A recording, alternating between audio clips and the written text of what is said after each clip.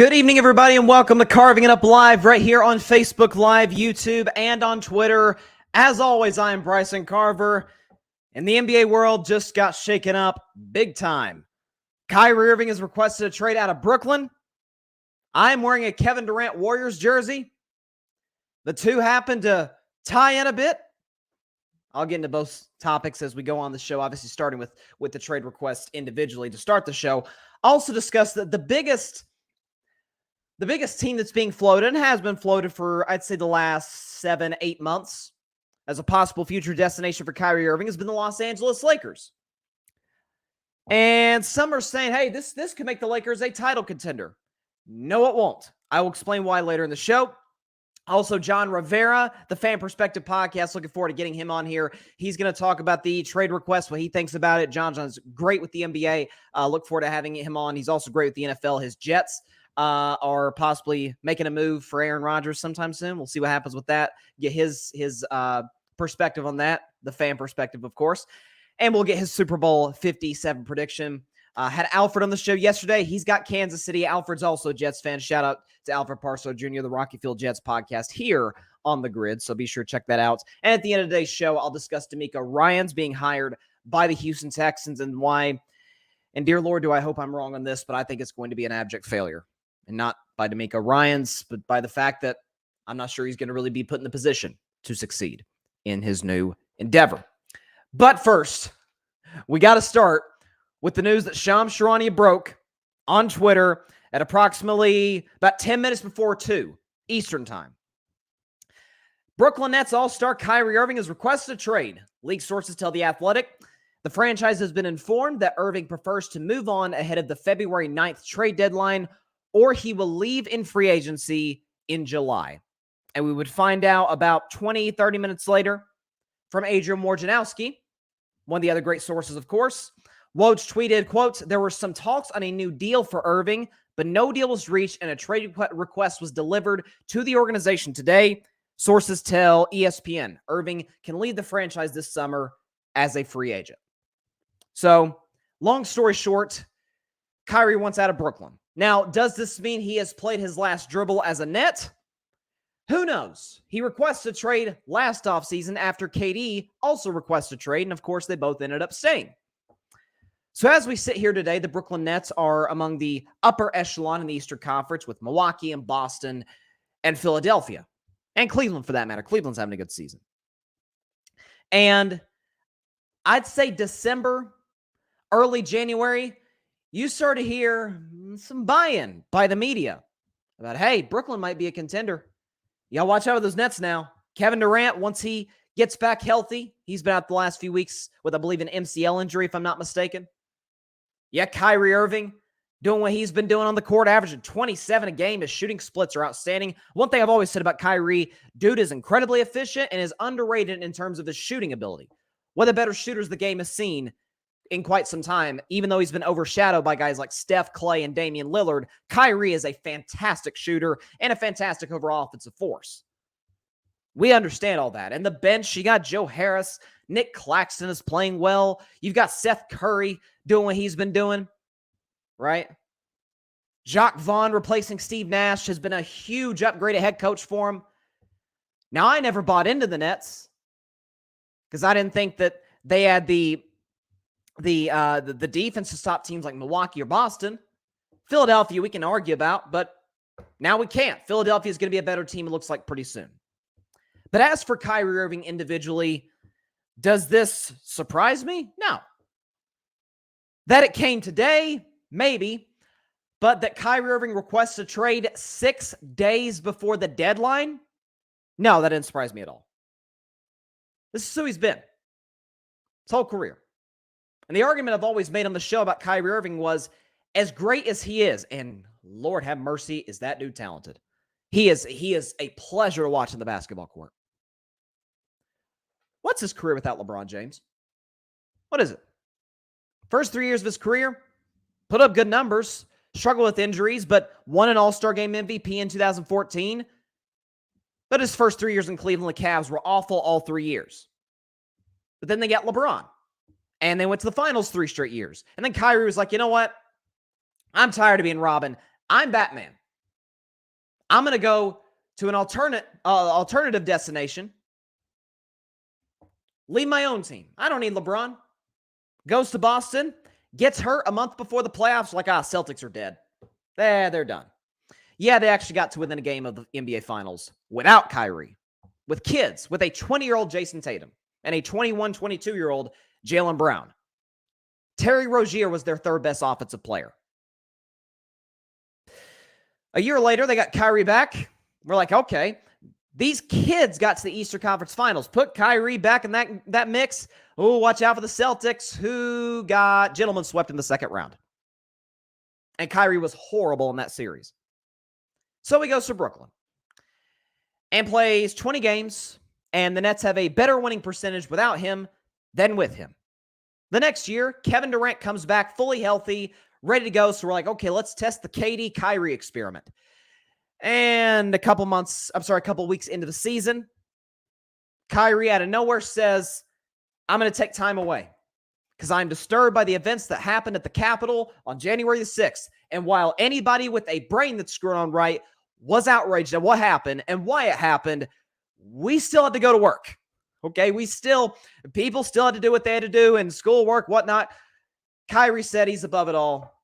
Disappears for 2 weeks. We actually ended up finding pictures of him at a club, but that's neither here nor there. Comes back and predictably gets hurt before the playoffs. So again, we talk about the best ability is availability, and oftentimes that is where Kyrie struggles even more so than when he takes his inexcused leave of absences. The next year, we know about the vaccine controversy. Missed over half the season. Nets go into the playoffs as the 7th seed, and they get swept right out of the playoffs. Now, Kevin Durant deserves a lot of blame there. Let's not detract any of the blame from KD. But Kyrie had some part in that. And then this season, getting in trouble, getting suspended for posting the link to the anti-Semitic film on Amazon. Why that film was on Amazon, not sure. But why Kyrie posted it, not quite sure that one either. Thing I've always said about Kyrie, he is a remarkable basketball talent. I've never questioned that for a second. He's a lot. It is something every single year. And it's incredible to me that he came back from a suspension from posting the link to the anti-Semitic film about early to mid-November, comes back. It's like, okay, he's come back, he's apologized, let's see how it works out. And worked out pretty well. I remember he had a buzzer beater against Toronto, again, averaging 27 points a game. Many argued, hey, he's been available for the most part. He should be an all-star. I can't say I would have necessarily fought against it. I don't necessarily think he was, but if you think that, I'm not going to fight you on that. He's a great player. And then the trade request.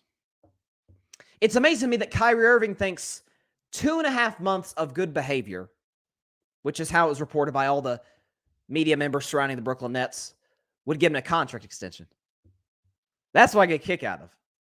Is that Kyrie's like, okay, we put all this stuff behind me. We're going to go to the table.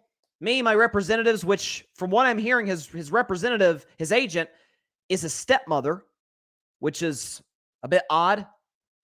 That's why I'm, that's why I'm a little concerned about Lamar Jackson, his contract negotiations, but that's another discussion for another show.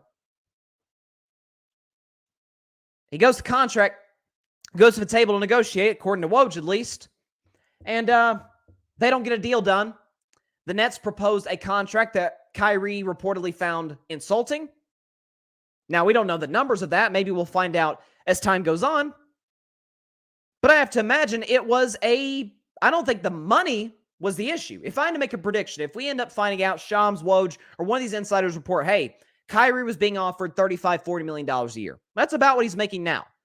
I'd give Kyrie Irving that money per season in a heartbeat. It's how many seasons that I would focus on. And I guarantee you the Nets were talking about, hey, 2-3-year deal. 3-year max. And I have to imagine Kyrie Irving didn't like that all that much. And that's why we have the news that we have today. So, the thing I've always said about Kyrie, it's always something, whether it's off court, on court, his availability, his ability to stay on the court. And again, ultimately, Kyrie Irving's career without LeBron James is what? He's really talented. There's a lot of those guys. Okay, there's plenty of those. Tracy McGrady was talented. He's one of the greatest scorers ever. We don't ever talk about Tracy McGrady as, oh, you had to see him play. We could say that with Kyrie, but is it fair to say he's Tracy McGrady with a ring with arguably the greatest player of all time? I mean, if Tracy McGrady gotten the opportunity to pair up with LeBron or Kobe or, I don't know, the Spurs with Tim Duncan, I'm just saying, it's something to consider. Now, as for the team that appears to want Kyrie the most, that would be the Los Angeles Lakers. Let's talk about them. So the Lakers, as we sit here today, are a couple games out of like the 7th seed. They're right there in the standings. And I still, regardless of a Kyrie trade or not, I still hold true to my prediction that I had before the season that the Los Angeles Lakers will make the playoffs this season. They're starting to find a little bit of a groove. LeBron's obviously playing out of his mind. The focus on the scoring record has only heightened. If I'm not mistaken, I think he's like 63 points away. So he's very, very close. He's going to break it sometime in the next 2 or 3 games. Anthony Davis is back. He's looking better and better. Had a great game last night. Finished that game well against the Indiana Pacers. They acquired Rui Hachimura. I think Darvin Ham has done a good job in terms of once these guys have come back in the lineup, getting his rotations in order. Things are looking up right now for the Lakers. There's no way that they should make the trade for Kyrie Irving. If the argument to trade for Kyrie is, but it will make us title contenders, I respond with, no, it won't. The biggest concern, one of the biggest concerns rather, that we've had about the Lakers all season long is, A, they don't have depth. B, they are guard heavy. And they corrected that problem a little bit by trading Kendrick Nunn for Rui Hachimura. Obviously, Hachimura is a long wing, really good defender, can knock down an open shot, is really good in the paint. Like, it was a good deal for the Lakers. Hats off to them for making it. They got Schroeder, they got Patrick Beverley, and they got Russell Westbrook. Now, the notion is they'd have to give up at least 1 or 2 of those guys and draft picks. Austin Reeves, obviously, there. But you give up depth for a guy who, first of all, you're not even sure is going to be there long term. And people say, well, LeBron, Kyrie, last time they were teamed up, made 3 straight finals. That was then, this is now. Number one, they were in the Eastern Conference, which was terrible. Like, not to take credit away from the Cavs because they blew through everybody through that 3-year run in the East. I think, if I'm not mistaken, I think 2 teams took them 6 games. 2 in that 3-year stretch. They were dominant. That was those Cavs teams. If they hadn't run to Golden State so many times, they probably would have won 3 straight championships. That's how good they were. But LeBron was in his absolute prime back then. Kyrie, I think, is in his prime now, but you don't know when he's going to be there. You darn sure don't know when Anthony Davis is going to be there. I've coined the nickname always down. AD's always down, not Anthony Davis. So you mean to tell me that your hopes and dreams for a championship rest in LeBron's hands, which, you know, I'm not gonna refute that for a second. It's still LeBron James. He's still one of the 5 greatest players in the world. No issue with that. But his help is Anthony Davis, who can't stay healthy still. I mean, every time he goes up the air, I wince because it looks like he's about to twist his ankle.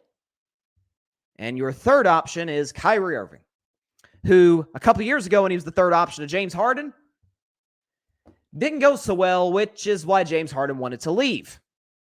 Many reports came out of Brooklyn when James Harden requested a trade and ultimately got it to the Philadelphia 76ers that Kyrie was his biggest issue. That was the guy he had problems with the most. You're telling me now he's going to be the third option in a contract year for a team that has championship expectations in Los Angeles? No. If you're the Lakers, unless, heck, you don't have the guarantee that he could come back. Kyrie could tell you, hey, I'm going to resign. He told the same thing to Boston. Remember, he's in Boston at the TD Garden, had the microphone. If you have me, I'll stay. Proceeds to leave 9 months later in the offseason. You don't know how this guy is going to feel when he wakes up out of bed every morning. You don't know where his health is at physically. It's nothing but a big question mark with one Kyrie Irving. And yet that's who the Lakers want? To me, if I'm the Lakers, here's my mindset. You've got LeBron. Your goal is to keep him happy. I promise you, if you bring in Kyrie Irving, he'll be happy for the short term. Once the playoffs roll around and either Kyrie or AD, or God forbid, knock on wood for him, both are dealing with injuries, and LeBron's like, well, we gave up our depth, and I'm having to carry us again. You think that's going to make LeBron James happy? LeBron wants guys who he can take a back seat for occasionally. As great as LeBron still is, he's not in the stage of his career where it's all gas, no brakes, 48 minutes, get on my back, I'll carry you to victory. That's not, he can't do that anymore. He's still great. He's still one of the 5 best players in the world. He can't do that anymore. Otherwise, the Lakers wouldn't have won 33 games last year. So a Kyrie trade, it makes 0 sense. It makes 0 sense. To me, if I'm the Lakers, I've been saying this, folks. I've been saying this for almost 2 years. Almost 2 years. Anthony Davis, all those first-round picks for Damian Lillard. You see what Damian Lillard's doing this season? He could talk about how loyal he is to Portland, how he wants to retire a Trailblazer. That's all fine and good. And he wants to win a championship in Portland. He's compared it to like when Giannis won a championship in Milwaukee. Giannis had an opportunity to leave the Bucks. He decided to stay, and that season he won a championship, and you saw how much it meant to Giannis. Dame's talked about the same thing. But we're 11 years in. Dame's averaging darn near 30 points a game. And the Blazers are below 500. Dame and LeBron need each other. Package AD, picks. If you have to package a Russell Westbrook, who's playing well off the bench this year, his stock is way higher now than it was a year ago. If you got to include an Austin Reeves, maybe a Lonnie Walker. If I'm the Lakers, I'd be very wary on that. Lonnie Walker's been really good for him this year. He's coming back from injury, but he's been good for him. Thomas Bryant, whoever. You go get Dame. You go get the guy who's always available, who always plays big in the playoffs, who's won playoff series as the man. You don't get Kyrie Irving. If Rob Pelinka does this, I'm not so sure it isn't career suicide. Listen, I don't like the Lakers because I'm a Warriors fan, but the NBA is better when the Lakers are relevant, and it's certainly better when LeBron James is competing for championships. A Anthony Davis for Damian Lillard trade puts them far closer to that. Maybe not necessarily this year, but certainly next year, because then you fill in the pieces around those two. I don't get it. I saw the tweet from Magic Johnson. He'd love to see Kyrie in the purple and gold and all that. It sounds good in theory, but so did the big 3 Nets, and they won one playoff series in 4 years. Kyrie, KD, Harden were together for, a year? And they won one playoff series. This is, talent-wise, probably the greatest big 3 that we've seen. Talent-wise, on paper. NBA championships, sports championships are not won on paper.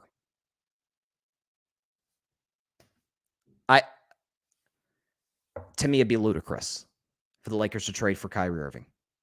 It's the same. I said the same thing when they traded for Russ for different reasons, but nah, this ain't gonna work. Patrick Brown, what's up, Patrick? He says Brooklyn's title hopes are done. What a disastrous tenure for the 7-11 experiment. Sadly, this should be a stark warning as to who you don't give the keys to. Yep. And as far as KD, and I'll get to KD. You best believe that I will get to Kevin Durant later in the show. I may even get into it, John Rivera, who we're going to have on in a few minutes. But what does it mean for his future? Because KD would not have been a net without Kyrie Irving. Like, Brooklyn was not one of the teams on his radar, but his thing was, I just want to play my best friend, which I thought was insane. Especially, and again, I say this all the time. I'm not just saying this because I'm a Warriors fan. If KD had left Golden State, which is the most well-run operation in the NBA, obviously the best team, the best coach, the best general manager, probably the best owner, now the best arena. If you leave Golden State for Boston, or if you leave Golden State for Miami, I'd have hated it. I'd have disagreed with it, but I would have understood it. Those are well-run franchises who've won a lot of championships, got good role players, great coaches. You went to the Nets? What, because you wanted to play with your buddy? Really? I mean, come on now. Listen, I can be friends with anybody. Anybody. But going to work with my friend is not going to be the number one thing on my priority list in determining where I want to work. The question is, where do I have the best opportunity to succeed? If I go with my best friend to a sinking ship, that's cool. I want to go with my friend, but it's not gonna amount to anything. Yeah, I from day one, I never understood where Katie's thinking was. I get it. Listen, Katie is an individual who is a challenge seeker. He's somebody who, when he left Oklahoma City to go to Golden State, he's like, man, I don't have a ring. I want to get a ring. Well, he got not one, but two, and helped Golden State get to a third straight finals. And obviously, he unfortunately ruptured his Achilles in Game 5 of that series. But that offseason, again, the writing was on the wall. He was going to leave after that last season. But when you started to hear that it was Kyrie Irving that he was worried about teaming up with, by the way, Jimmy Butler was a free agent. Anthony Davis is going to get traded at some point, probably to LA or elsewhere. Kawhi Leonard was a free agent. There are plenty of guys he could have teamed up with. Kawhi's a little weird, but listen, Kawhi has led a team to a championship. I mean, for what it's worth, he was the best player in a team that won a championship. Kyrie can't say that. I don't know. Patrick Brown, KD has to be a ticked off guy right now. As everyone has said, why leave Golden State where it was all golden? But it's a decision that KD will live to regret. Brooklyn won't get past the first round this year. In part, Patrick, I don't think they're going to have either of their two superstars rather. I think at this point for the Brooklyn Nets, again, I don't know if Kyrie's going to be traded. I'm not here on this show to make a prediction as to where he goes. I've read that Dallas is an option, which I don't think Dallas would work at all. Two ball dominant players. I mean, I could maybe see how it work. I mean, look, Jason Kidd's a great coach. He was a former point guard after all. And I mean, Kyrie is more of a two guard than a one. But I don't know. I just that seems like a weird fit. Who was the other team I saw? I think Phoenix. I could see Phoenix as a possible destination. Their championship window's darn near shut if it isn't already. I could at least see where they're coming from. But man, this is very interesting to see where this is going to turn out in the long run for Kyrie Irving and the Brooklyn Nets, because if he doesn't get traded, I think they shut him down for the year. Like Kyrie, we know Kyrie. When he says something, when he believes something, it is 10 toes down. I mean, it took him a week and a half to apologize for the anti-Semitic documentary. I mean, it's 10 toes down. Like this is who he is. All right, so I definitely wanted to get this guy on the show today because he is somebody whose perspective, the fan perspective, of course, I really respect. So joining the show now to discuss the Kyrie Irving situation, which just broke a few hours ago, would you please welcome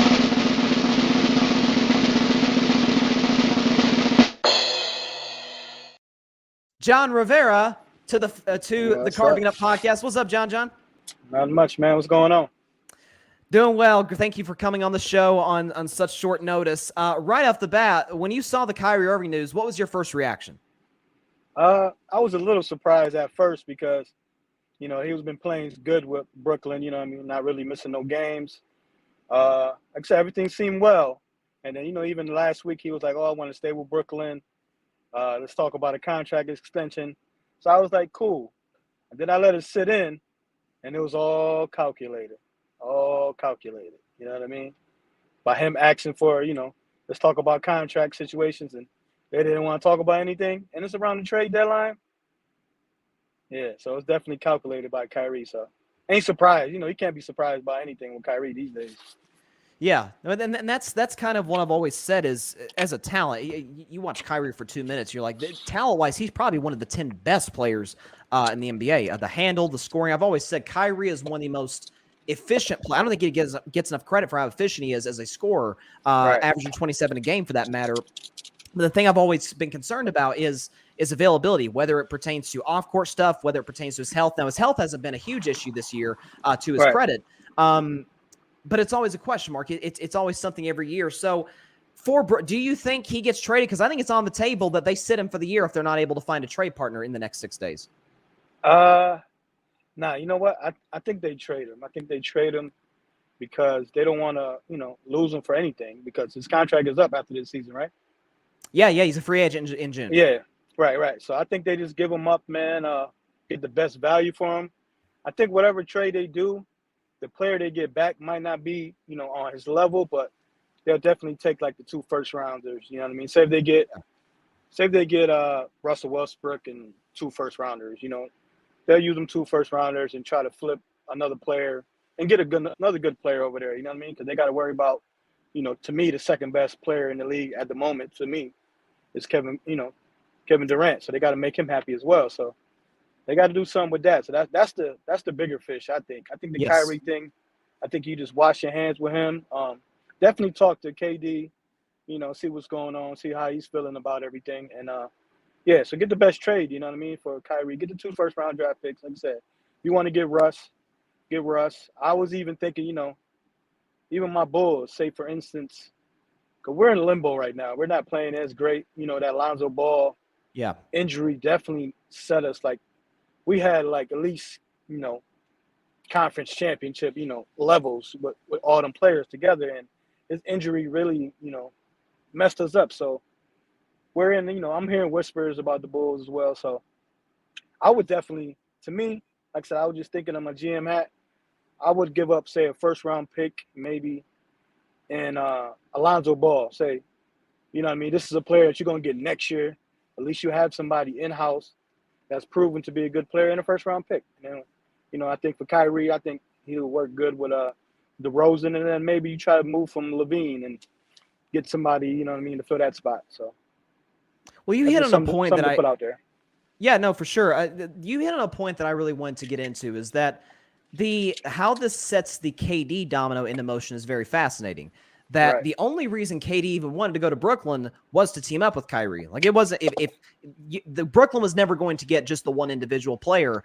They had to, get those guys a pair. Now with Kyrie's Brooklyn career seemingly coming to an end pretty soon, what do you think the future holds for KD? You think he stays in net? Do you think he stays committed, or you think he's already looking elsewhere as we speak?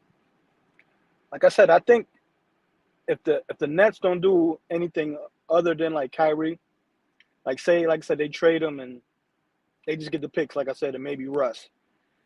I think it's a 50-50 chance that he's the next one. Like, it might not be this year, but, in the summertime, it'll definitely be explored, and he'll at least give the Nets, the summertime too in free agency to see what they get. Because, without Kyrie, the Nets aren't really a good team. You know what I mean? To be honest, they're on a play-in maybe with KD. Yeah, middle of the pack. Yeah, because he's LeBron. Like I said, if LeBron's on your team, you got a chance to be, in the playoffs at least. It don't matter who you got around him. So I think, so if Kyrie gets traded, which I think he will, like I said, Brooklyn's just going to wash their hands. I don't think they'll sit him because, they're playoffs. You got a chance to make the playoffs and, save the season a little bit. So, so that's the bigger domino. But I think it's a 50-50 chance that he's not in Brooklyn anymore as well. And we'll go from there. You'll start hearing the Golden State again. You know what I mean? I think the Grizzly one is out the door because I think Grizzlies just that talk and everything about him. And then Jaren Jackson, he made the All-Star team. So that might help the trade, though, obviously. But I don't think he wants to go there with that noise over there. But, so it's definitely going to be – I think this trade and the Kyrie mess is more on KD. If I was the Nets, I'll just focus more on KD than anything, man. like I said, Kyrie been that headache for the last 2 years. You know what you're going to get with Kyrie. You know what I mean? So, definitely. Yeah, no, I definitely feel you there. So I do want to shift to the NFL for a little bit because Mm-hmm. I had our man Alfred on the show yesterday, who's a fellow Jets fan as you are, and Mm-hmm. he said I think I remember him saying that he thought there was a 40% chance that you guys land Aaron Rodgers, Yeah. and that certainly seems to be the primary focus for the Jets in terms of upgrading at the quarterback position this offseason. What are Yeah. you thinking in terms of, do you think Aaron is the number one trade target? Do you think they should go get Lamar Jackson? I know Jimmy G's in the market, Derek Carr. Like, what's sort of your thinking on that for the Jets quarterback situation?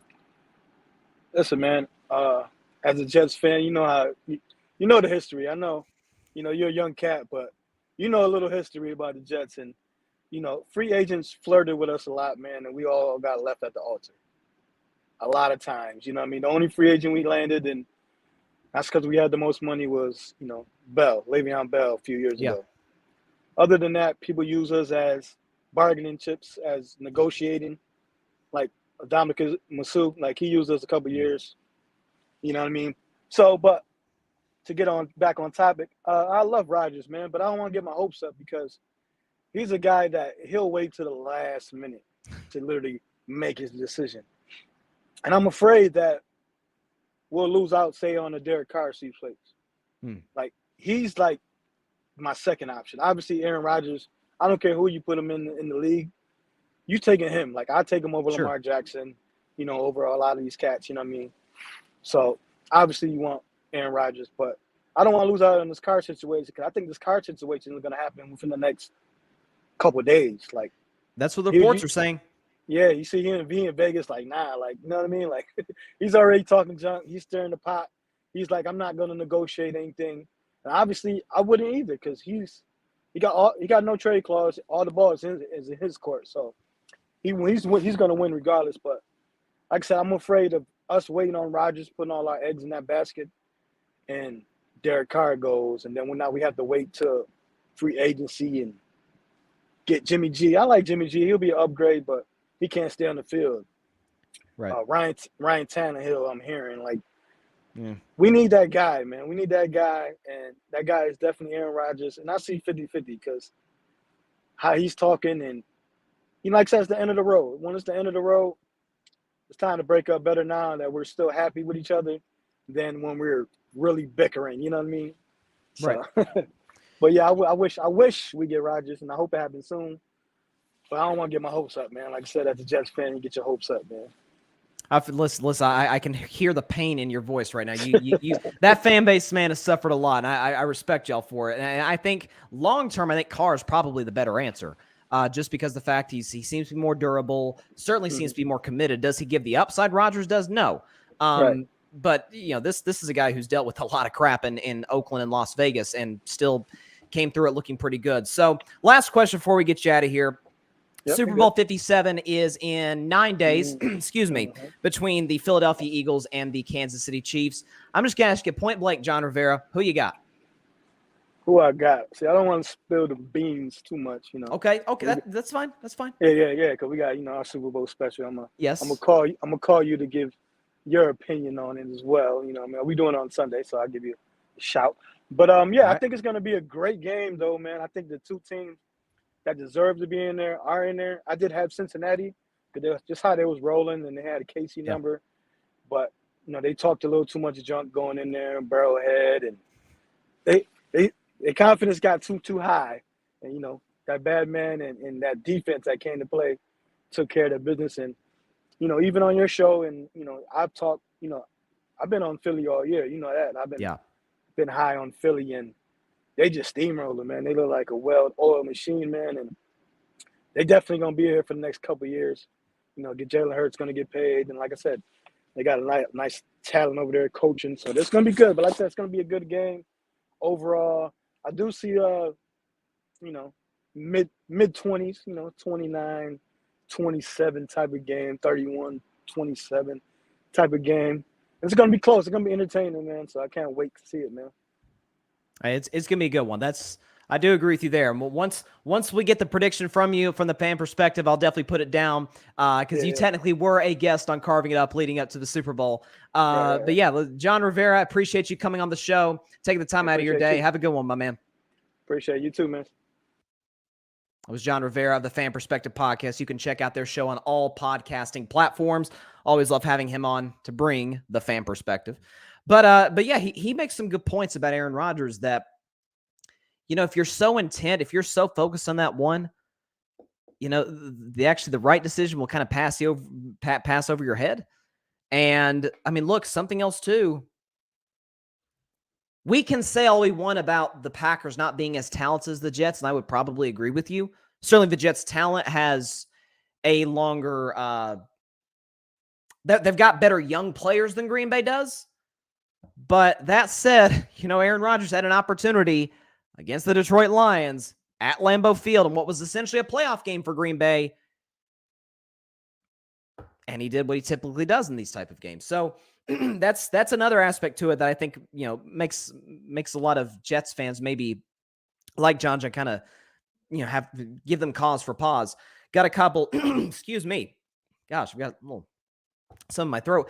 Patrick Brown says, I wouldn't be surprised if the Clippers tried to make a trade this summer for KD.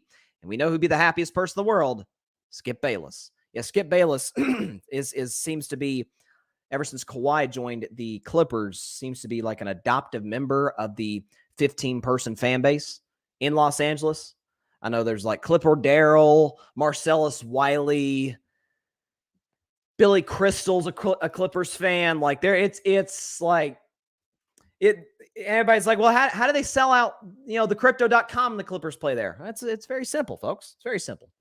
They get the 12 people in. They get Billy Crystal. They get Clipper Darrell, and they get Marcellus Wiley and all these people who are Clippers fans. And then they give the other tickets for free. Like, hey, you want to see an NBA basketball game? Yeah, sure, why not? Now, when it's Clippers Lakers, the Lakers fans got paid for their tickets, right? Because that's the thing. You don't just get Lakers tickets for free. Clippers, forget about it. They're the Chargers. They're the Chargers. And Chargers, honestly, have been more successful if you look at history. Patrick Brown says, any team who acquires Kyrie will put verbiage in their new contract that will protect them down the road. That's going to be the deal breaker moving forward. And that is what's very interesting because, and again, we'll learn more, but all we know, let me pull up the tweet again from Woj. Hold on, let me get it back up from what he was talking about with the... There it is. So Woj reported, this is 20 minutes after the initial breaking news. He said that there were some talks on a new deal for Irving, but no deal was reached and a trade request was delivered to the organization today. Irving can lead the franchise this summer as a free agent. Again, I have to believe that the money wasn't the issue. Patrick Brown makes a good point. Verbiage, and I think years. I think Kyrie was asking for a 4-year deal, a 5-year deal with a player option in there somewhere. And that's like, why should we? You played 20 games the first year. You took 2 weeks off without telling anybody why the second year, and you got hurt in the middle of the playoffs. The third year, you missed over half the season with the vaccine situation. And then this year, you had the suspension due to the anti-Semitic film link. I mean, like what else? What have you done to? It's not like you've had some great playoff moments. It's not like despite that, you've made multiple All-Star games and you've had all these great playoff moments.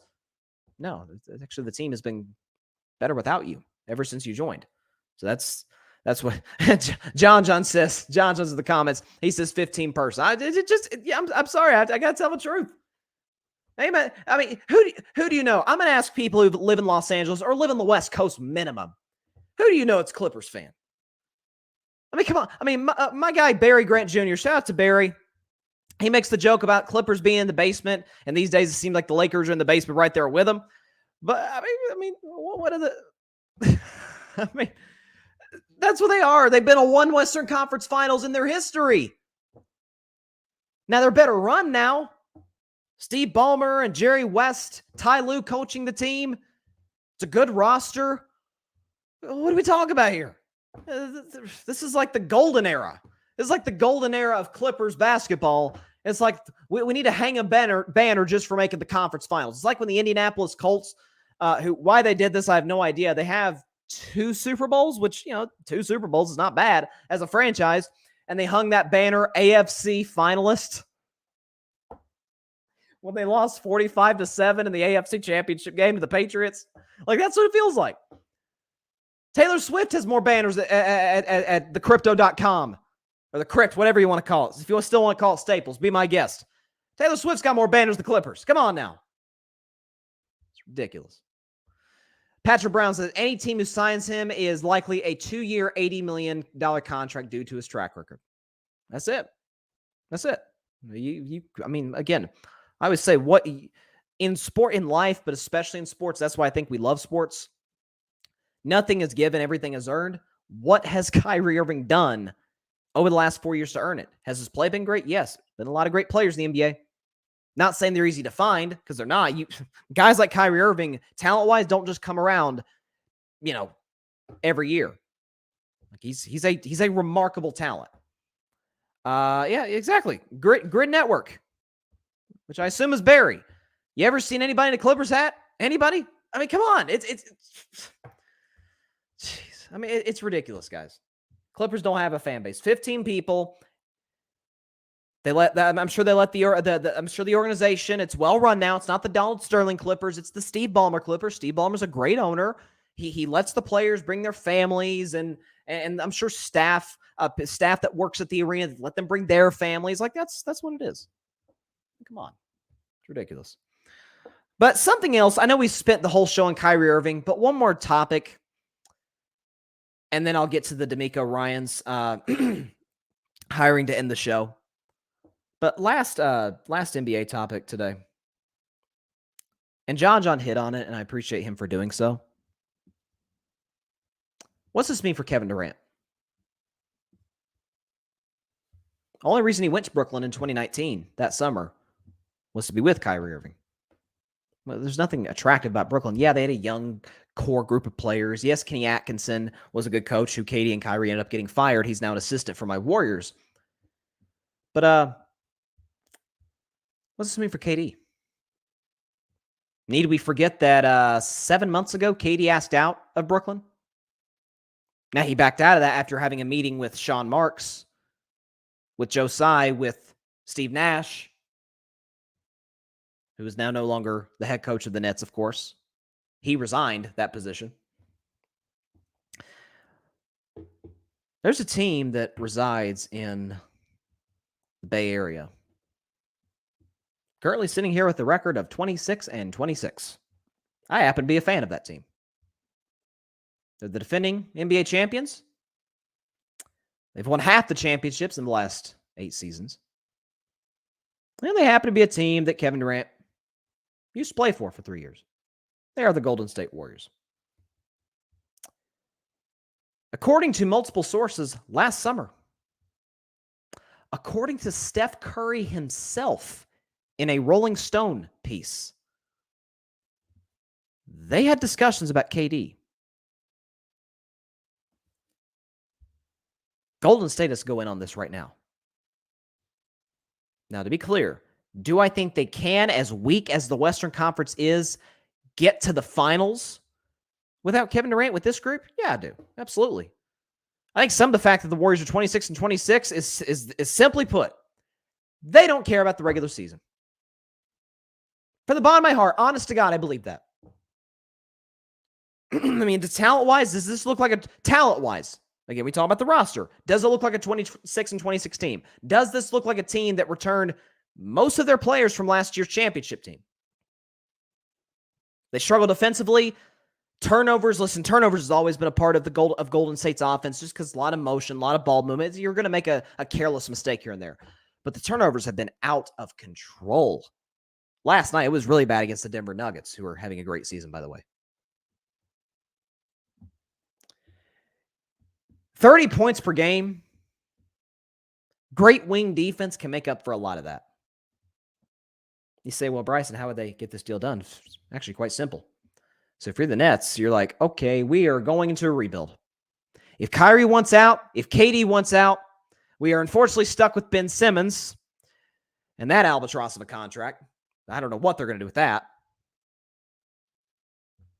But they do the reverse of what they did 10 years ago. Remember 10 years ago? Traded all those picks to Boston for Kevin Garnett, an old Kevin Garnett. And I love Big Ticket. Big Ticket was one of my favorite players. I love KG. But an old Kevin Garnett and an old Paul Pierce. And they won one playoff series. And Boston got all those picks.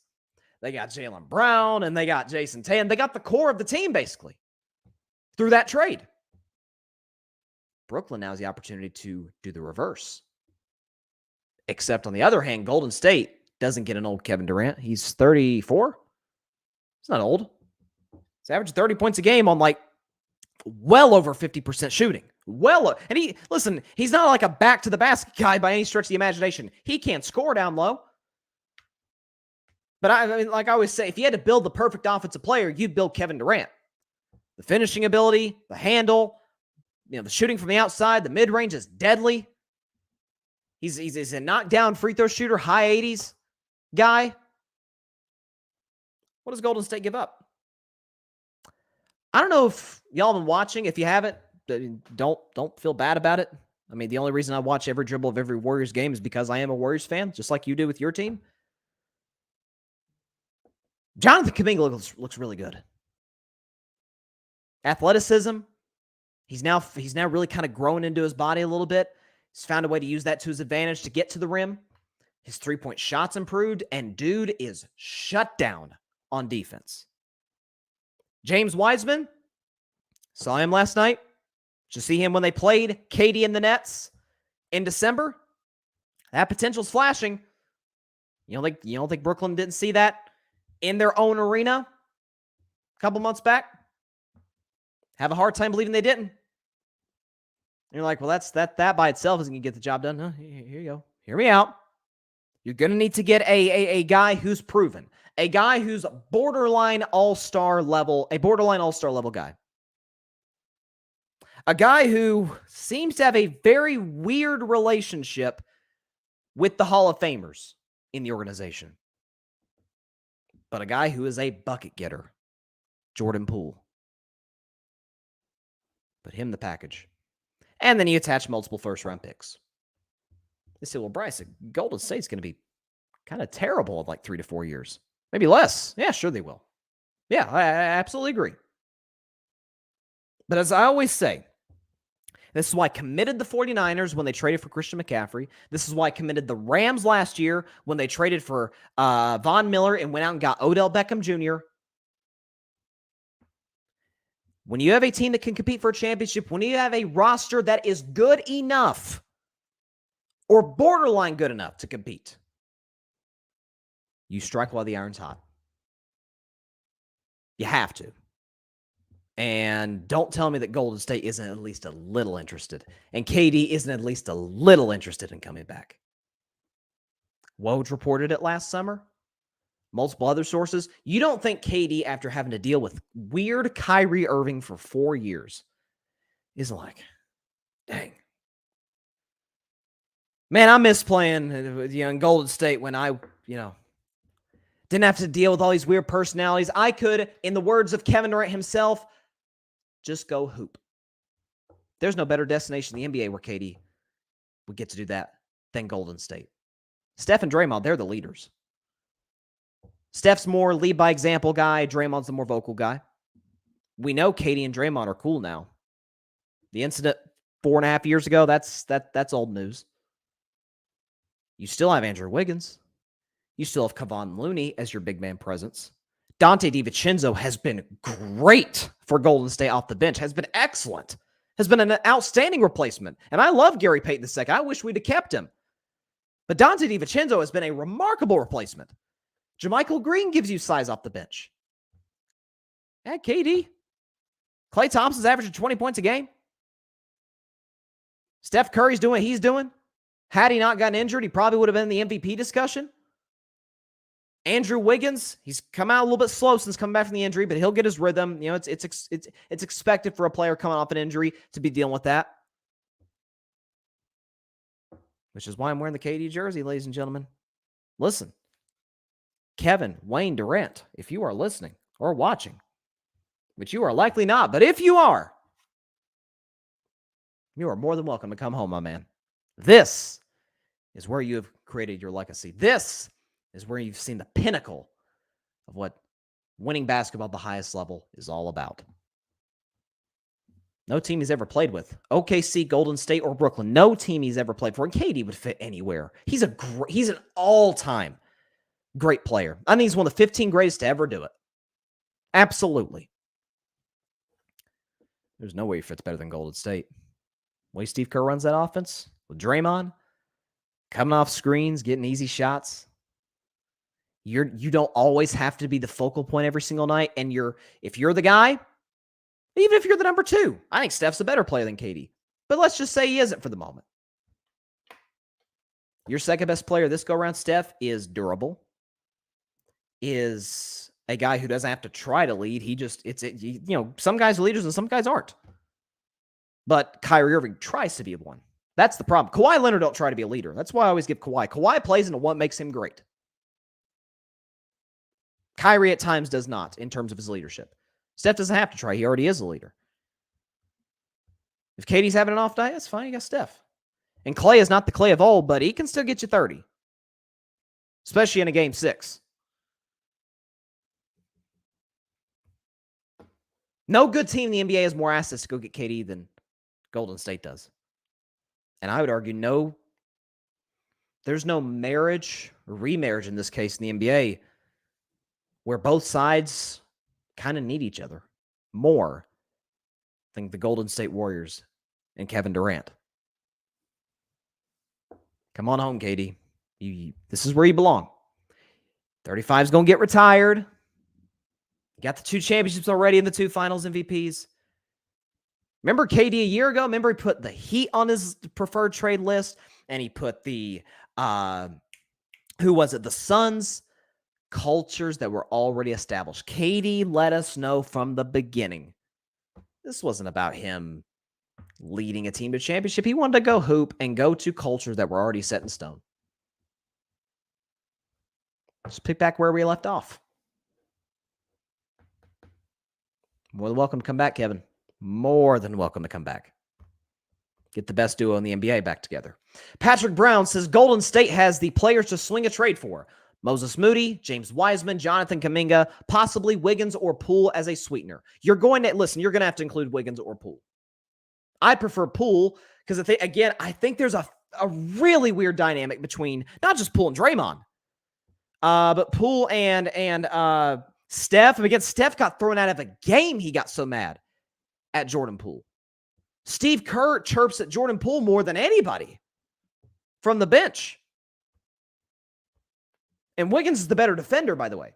You got Andrew Wiggins come off the bench. You're like, boy, you're paying a lot of money for a guy to come off the bench. They're already paying money for Jordan Poole to come off the bench. And Kevon Looney occasionally to come off the bench. Like the payroll, forget about that. We done know about that. Patrick, okay, here we go. Patrick Brown, breaking news. Dillon Brooks suspended 1 game. All right. I didn't necessarily think I'd be talking about this on the show today, but first of all, thank you, Patrick, for letting us know. Yeah, there you go.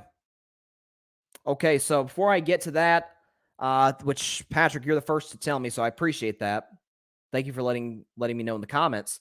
But the NBA released a statement. I'm not going to read the whole thing, but yeah, basically they just explained what happened, why he was suspended. It says Brooks will serve a suspension Sunday, February 5th, when the Grizzlies play host to the Toronto Raptors. All right, so yeah, Dillon Brooks suspended. So, listen, you guys know what I think about Dillon Brooks. I don't think my opinion on him is any different than literally any other player, coach, or fan that lives outside of Memphis, Tennessee. He's a dirty player, and he's a bum. That's what he is. He has no game. He can't shoot, consistently at least. He has no handle whatsoever. He is terribly overrated as a defender. I mean, you saw what Donovan Mitchell said about him after the game. He said, I've been cooking this man. I've been doing this for years. Steph Curry can say the exact same thing. All right. LeBron James can say the same thing. Like it's like Patrick Beverley almost. They love the matchup with this guy. At least Patrick Beverley has made some all defensive teams in the past. Like Patrick Beverley, I don't think he's as good of a defender as we all think he is, as some people think he is, but he holds his own. This guy don't hold his own. Again, for those who didn't see the play, I don't have the video of it, but the Grizzlies were playing the Cavs last night in Cleveland. Donovan Mitchell, Dylan Brooks drives to the basket, gets his shot sent. Just get that out of here. Just blocked off the backboard. Donovan Mitchell goes up and gets it. They both collide. Dylan Brooks takes a swing at Donovan Mitchell's private parts. Donovan Mitchell gets pissed off about it, as anybody would. They get into a little bit of a scuffle, and they both get tossed out of the game. Now, I think I could speak for anybody who watches the NBA saying we were on Donovan Mitchell's side on that one. Like, all he was doing was self-defense. Like, bro, you don't just hit a guy there and just get away with it. But he's been doing this. He's a bum. We saw what happened with the Shannon Sharpe incident. He got so soft about what Shannon... And that's... Oh, my gosh. This is what drives me crazy about the Grizzlies. I'm telling you, there's not a team in sports that's not a rival. Because, folks, sorry, I just keep having this thing in my throat. Memphis and Golden State are not rivals. Can we please stop with this? Please. What evidence do we have? Golden State and Cleveland were rivals. They met every year in the finals. Cleveland at least got one. We had 2 Hall of Fame level players, 2 of the 10 greatest ever. One arguably the greatest player in LeBron James, one of the 10 greatest ever, Steph Curry. For a time, for a couple of years, one of the 15 greatest players, Kevin Durant. Memphis ain't done none yet. There's no team in all professional sports that is not a rival of one of the teams. So not the Florida Gators or Alabama, Georgia. In professional sports, the Lakers are technically a rival of Golden State. The Yankees, I can't stand the Yankees. Oh, I can't stand the Yankees. The Orioles. Outside of teams that are rivals with my teams, there's no team I despise more than the Memphis Grizzlies. I have not seen a team in sports, recently at least, I'm sure there's plenty of it in the past, that talks so freaking much and has literally accomplished nothing. They win a playoff series over the Minnesota Timberwolves. Okay, yeah, you know, a lot of great players have won a lot of playoff series. I mean, Magic Johnson's a rookie, led the Lakers to the NBA championship. That's neither here nor there. Or he didn't lead him there. He led him in Game 6. But he's an integral part of doing that. Plenty of guys have won playoff series. And John Morant's out here doing the gritty after beating the 7-seed Timberwolves. Again, I asked him, Memphis, what have you done? What have you done to warrant all this jibber jabber? You done nothing. And Dylan, but listen, I love watching John Morant. He's a superstar. He is. I love watching that guy play. But remember about a month and a half ago when he told Malika Andrews that he wasn't concerned about anybody in the Western Conference? Remember she said, who are there teams you're looking at in the West as teams that are going to be, because Memphis is a contender. I can at least acknowledge that Memphis is a contender. And she asked, are there teams that you're looking at in the West? He said, nah, I ain't worried about the West. That was his quote. Nah, I ain't worried about the West. Yeah, they're 7-8 against the Western Conference since he made that comment. And they're a 500 basketball team since he made that comment, if you include the Eastern Conference. And since the incident where Shannon Sharpe scared the you-know-what out of the Memphis Grizzlies, they are 1-7. Ain't doing a whole lot of talking now, are you? You never won anything. Shut up. And Dylan Brooks especially. Bro, you a bum. Okay? Stop. You got no game. I hate to sound like Stephen A. talking about Kwame Brown back in whatever it was, 2006, 2007, whatever year it was. But he's not a good basketball player. He's out there to cheap shot guys. He's an overrated defender. He's at best the 5th best player or 6th best player in the Memphis Grizzlies.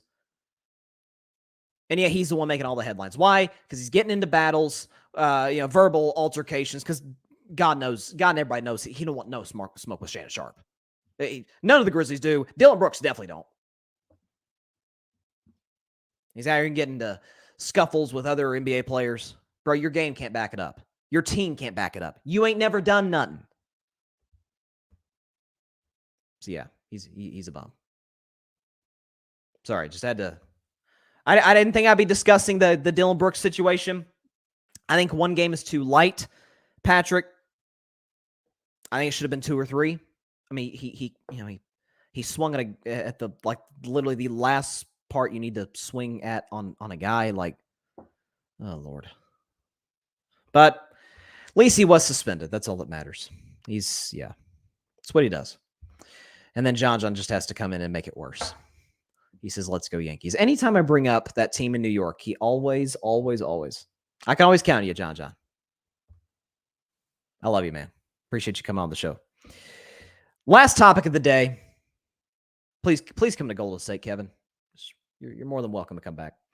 Last topic of the day, because it just made me cringe when I saw this news. I got to be honest with y'all. DeMeco Ryans hired by the Houston Texans. And I'm not cringing for the reasons that you might think. So, first of all, DeMeco Ryans used to play for the Houston Texans. He's a really good linebacker. And he has been an outstanding defensive coordinator for the San Francisco 49ers. Like, as good as that defense was, and listen, they got talent everywhere. We understand that. But ultimately, you need a coach who gets the best out of the talent. Like, think about the Philadelphia Eagles. Like, we never seen Hassan Reddick do this. But Philly's defensive coordinator's gotten the best out of him. Coaching matters, as we know. I think coaching matters in the NFL to me more than any other sport. Like, a coach is almost as valuable as a quarterback at this point. But so DeMeco Ryans, the job he's done with this Niners defense, they were great under Robert Saleh. They were shut down under DeMeco Ryans. He's now the head coach of the Texans, and they did give him a 6-year contract. So it looks like he's going to be given more time than the last 2 head coaches, although it's Houston, so you can never be sure. But I cringed because I was like, and who am I? Who am I to say whether or not human beings should take a job? Who am I to say that a human being should walk away from millions of dollars? I'm in no position to say that. But I hated it. Again, we understand it's the uncomfortable topic, but darn it, it needs to be said. Black coaches are screwed over in the NFL more than any other sport. And there's no organization in the NFL that screws over black coaches. Screws them over more than the Houston Texans. Just the last 2 years, they had David Culley in the 2021 season, in which they were competitive. You say, well, they won 4 games. Yeah, they were supposed to win 4 games. They weren't good. Deshaun Watson asked for a trade. They had a rookie, Davis Mills, out there. They weren't supposed to be good. And they fired him after 1 year. Then they bring in Lovie Smith. Lovie Smith has coached a team to the Super Bowl, albeit it was quite a long time ago, but he does have that on his resume. Houston, again, was not supposed to be good. Of course, they won 3 games. They fired him. And now they get DeMeco Ryans in. Do I think DeMeco Ryans is going to be fired after 1 year? I doubt it. Although, again, it's Houston, so who the heck knows?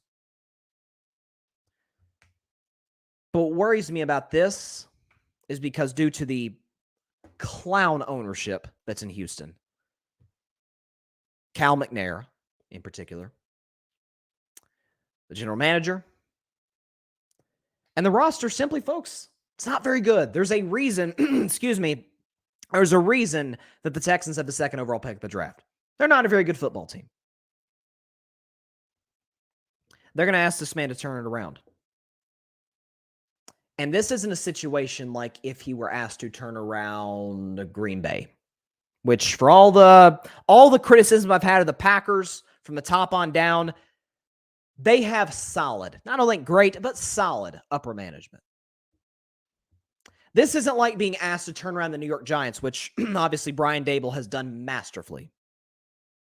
The Giants have good ownership, as do the 49ers, as do the Titans, as do the Ravens. Like, in a situation where the rosters weren't good in any of these situations, obviously it's hard to bring a team from the ashes to being a relevant team, even a contender, certainly.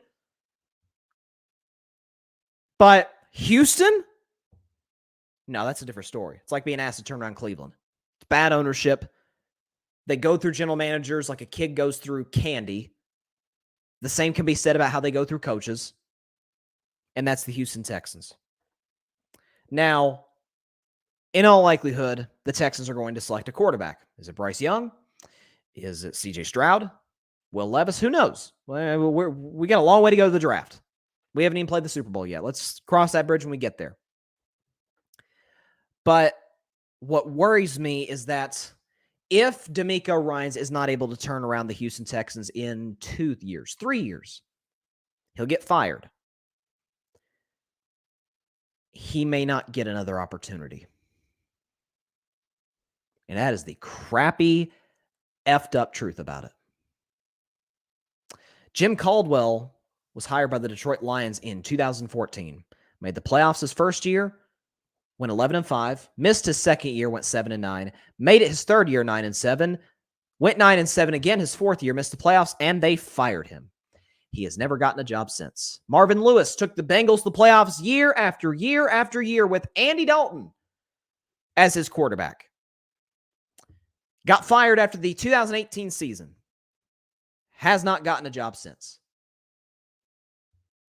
This is how the business is run.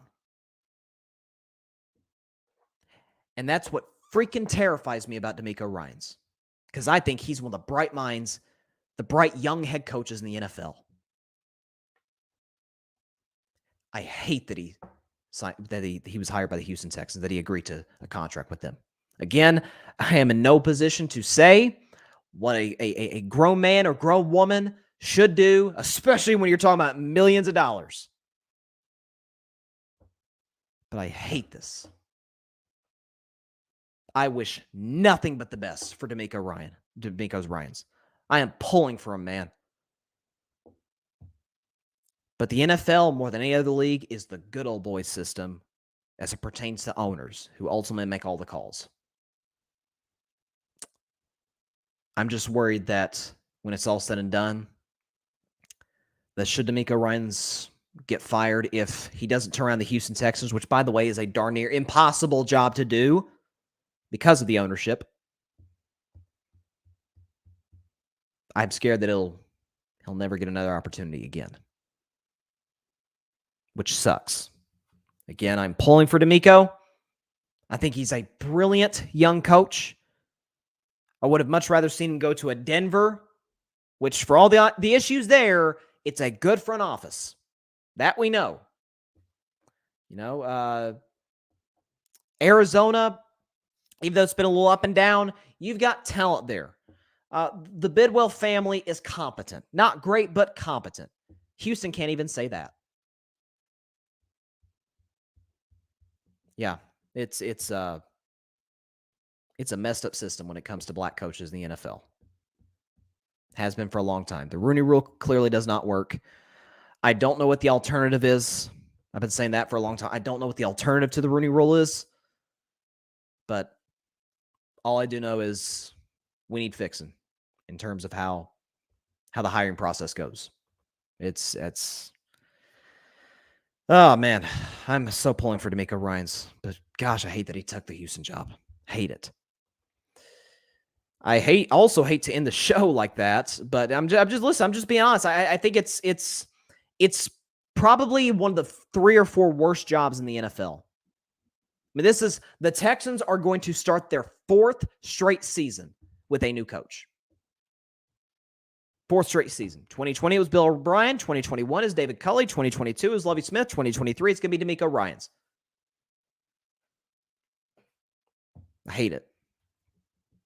Pulling for DeMeco. But man, anybody but him. I'd rather Sean Payton went to Houston as opposed to DeMeco Ryans. It sucks. Patrick Brown says facts. I second that notion.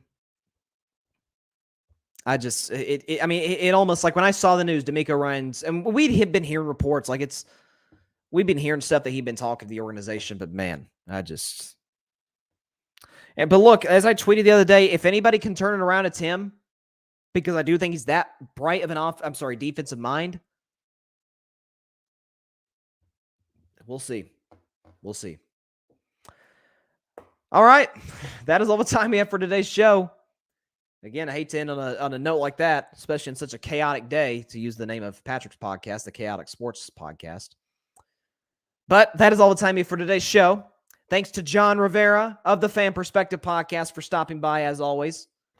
Be sure to check out his show on all podcasting platforms, YouTube, Apple, Spotify, literally wherever you get a podcast, you can find the Pham Perspective Podcast. Him and Henny Dre, please go check it out. Thanks to John for coming on.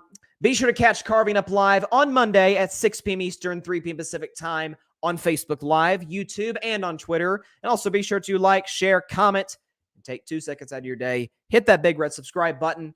Helps the channel grow exponentially. Just uploaded a new Patrick Mahomes Chiefs video on there. Be sure to check that out.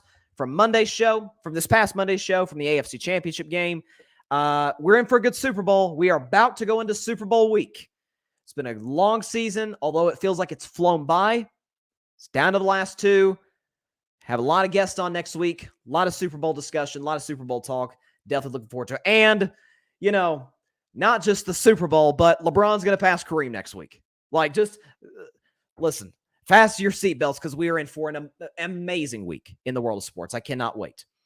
So, and also last thing real quick before we get out of here, be sure to subscribe to the Grid Podcast Network. That is GRYD. The Grid Podcast Network on YouTube, where you can find my show, Patrick's show. Patrick's in the comments, Chaotic Sports Podcast. Barry Grant Jr., the All Even Podcast. He had a great show this past Saturday, although I didn't care too much for how he discussed my man Dak Prescott, but that's okay. Listen, there's some points he made that I agreed with. It is what it is. And you can find Ryan Flowers, Clutch Sports Talk.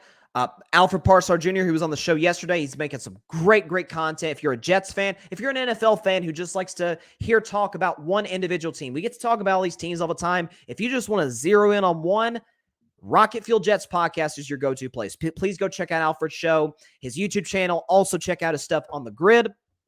The Cowboys Can Fan podcast. Again, if you want to zero in on one team, check out their show. My guys in Canada, shout out to them. We got amazing content creators at the Grid Network, so please be sure to subscribe there on YouTube and listen to all of our shows on Apple Podcasts, Spotify, iHeartRadio, Google Podcasts, as well as wherever you get your podcast. Have a great weekend, everybody. Please continue to stay safe out there. Please be sure to take care of your physical and your mental health. God bless you all. Peace out. I got to get a cough in. This is ridiculous. Thanks so much for watching the show on YouTube. Be sure to click that big red subscribe button and go check out the other clips and full shows of Carving It Up Live. Have a blessed day.